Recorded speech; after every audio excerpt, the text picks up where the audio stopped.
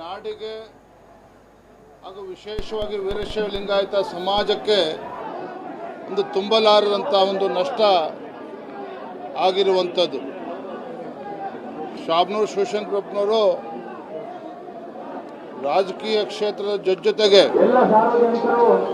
ಶಿಕ್ಷಣ ಕ್ಷೇತ್ರದಲ್ಲಿ ಯಾವ ರೀತಿ ತಮ್ಮ ಸೇವೆಯನ್ನು ಸಲ್ಲಿಸಿದ್ದಾರೆ, ವೀರಶೈವ ಲಿಂಗಾಯತ ಸಮಾಜವನ್ನು ಗಟ್ಟಿಗೊಳಿಸುವ ನಿಟ್ಟಿನಲ್ಲಿ ಯಾವ ರೀತಿ ಅವರ ಕೊಡುಗೆ ಇದೆ ಅನ್ನೋದು ಇಡೀ ರಾಜ್ಯದ ಜನತೆ ಗೊತ್ತಿದೆ.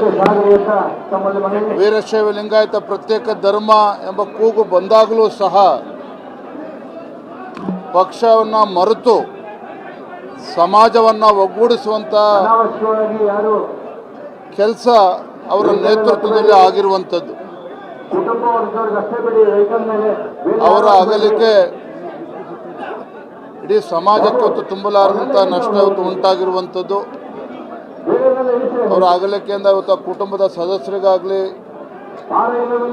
ನಾಡಿನ ಜನತೆಗೆ ಹಾಗೂ ಸಮಾಜದ ಗಣ್ಯರಿಗೆ ನೋವನ್ನು ತಡಿತಕ್ಕಂಥ ಶಕ್ತಿ ಆ ಭಗವಂತ ದಯಪಾಲಿಸಲಿ ಅಂತೇಳಿ ನಾನು ಪ್ರಾರ್ಥನೆ ಮಾಡ್ತೇನೆ. ರಾಜ್ಯದ ಗೌರವಾನ್ವಿತ ಮುಖ್ಯಮಂತ್ರಿಗಳಿಗೆ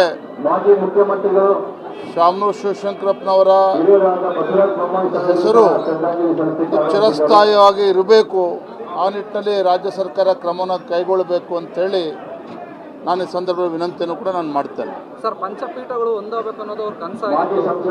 ಅದನ್ನ ನೀವು ಮುಂದೆ ಕನಸು ಮಾಡ್ತಾರೆ ಹೇಗೆ ಸರ್? ಮುಂದಿನ ದಿನಗಳ ಅದ್ರ ಬಗ್ಗೆ ಚರ್ಚೆ ಮಾಡ್ತೇನೆ.